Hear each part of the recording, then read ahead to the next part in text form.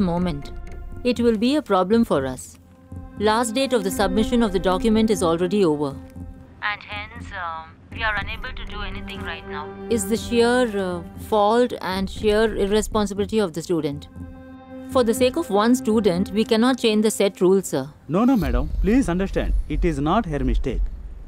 It is not at all our mistake. It is a purely and technical glitch. See, when she is not well, when she cannot come and your examination or do your formalities, how can you deny her application? It's not going to be fair. It's not going to be legal. There is no legality about this. You should have humanity, you see. She is coming from very humble background. And her father is a very humble farmer. Her dream is to become a doctor and she is very meritorious student. No, sir. It's highly impossible. Madam, please understand you are speaking to a health minister. You are not speaking to some Tom, Dick and Harry here. And I am talking to you with a lot of confidence and lot of responsibility here. I know the fact of the case here. Sorry, sir. We are helpless and we cannot do anything at this moment. Let her write the exam next year. You think 1 year is a small time for such a bright girl? Losing 1 year in her academic year, she may lose her interest. She may not even appear for the examination next year. I also lost 1 year. I also come from a humble background and I become a doctor. Please don't speak so lightly about 1 year wastage. If you cannot do it, you please tell me. I will speak to Union Health Minister. He will give the direction. Sir, due to prevailing COVID situations, we cannot take any decisions. You can speak to local need nodal officer. I will pass on her number to you. If she can facilitate, I have no objections. Say I don't know what you will do it. I want Tanuja to write her examination. She has to appear for the examination. All that facilitation, you will have to do it. Sure, sir.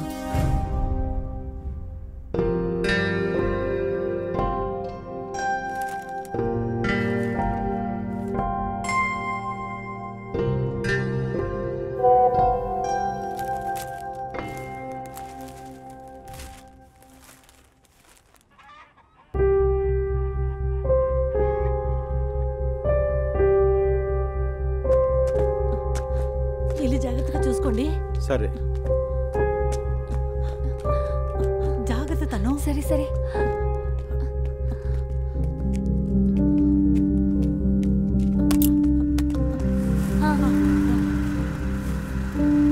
ఏ అన్బా ఆగు. నిన్నే ఆగమంటే. నువ్వు కనిపించింది మంచిదైంది. బెంగళూరులో తనుకి exam ఉంది. నువ్వు వస్తావా? ఆవుకి గడ్డి తీసుకెళ్తున్నానత్త. అలాగే టౌన్ వెళ్ళి ఆవుకి మందు వేరే నీకు కొనాలి. బెంగళూరు తెలుసు కదరా. నువ్వు వస్తే మాకు సహాయంగా ఉంటుంది. మందు రేపు కొనుక్కుందాం. గడ్డి కూడా మీ మామి తీసుకెళ్తారు. నువ్వు వెళ్ళు, నేను అంతా చూసుకుంటానులే.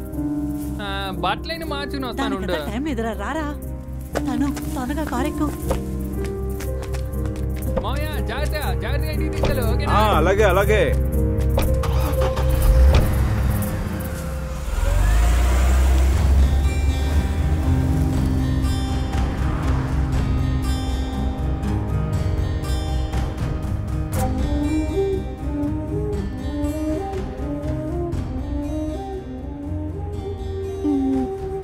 రానని ప్రదీప్ సార్ అనుకుంటారేమో.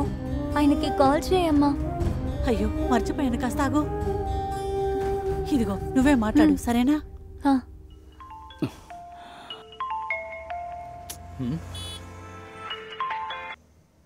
హలో హలో సార్, మేము వస్తున్నాము. గుడ్, త్వరగా వచ్చేయండి. Okay sir.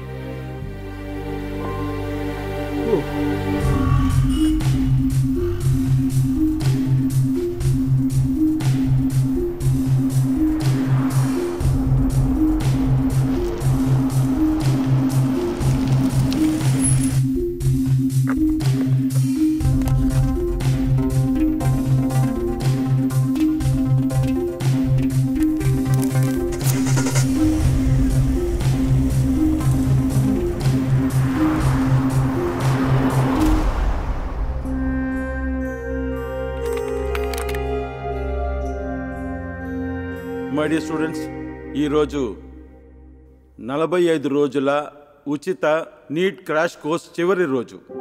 And I'm 100% sure medical entrance ఎగ్జామ్లో టాప్ ర్యాంకింగ్లో పాస్ అవ్వడానికి ఈ క్రాష్ కోర్స్ మీకు బాగా యూస్ అవుతుంది. మీరు ఎంట్రన్స్ ఎగ్జామ్లో పాస్ అయ్యి ఏదో పెద్ద కాలేజ్లో ఎంబీబీఎస్ సీట్ దొరికిన తర్వాత మీరు ఎవ్వరూ డాక్టర్ అవ్వరు.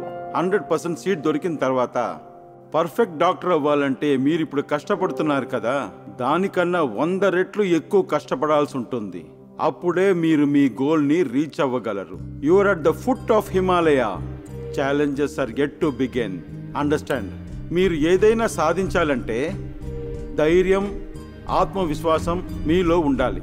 సక్సెస్కి ఇదే ఒకే formula. And time is very precious. గడిసిపోయిన రోజులు ఎట్టి పరిస్థితుల్లోనూ తిరిగి రాదు. అందుకే బాగా చదవండి. మీరు ఏమనుకున్నారో అది సాధించండి, వదలద్దు.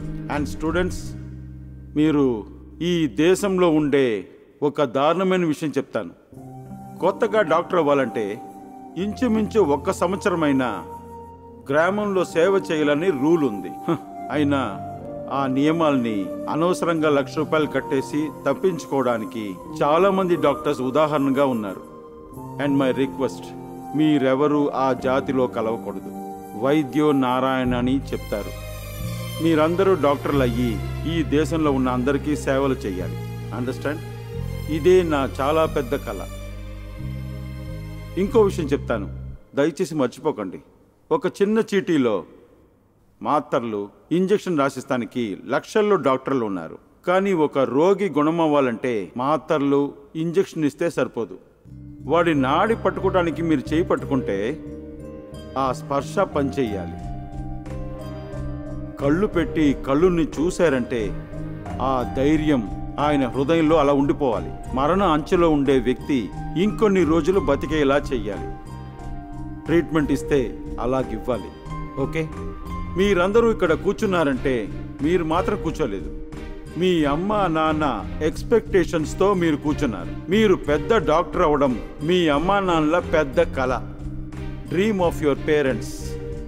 And please don't ignore it.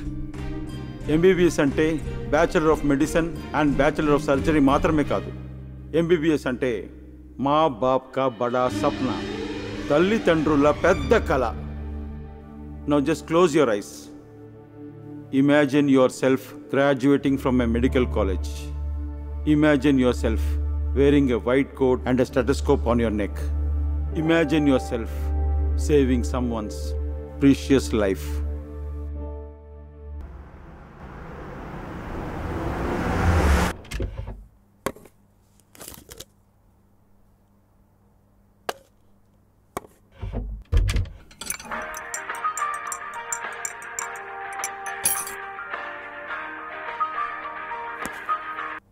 Hello.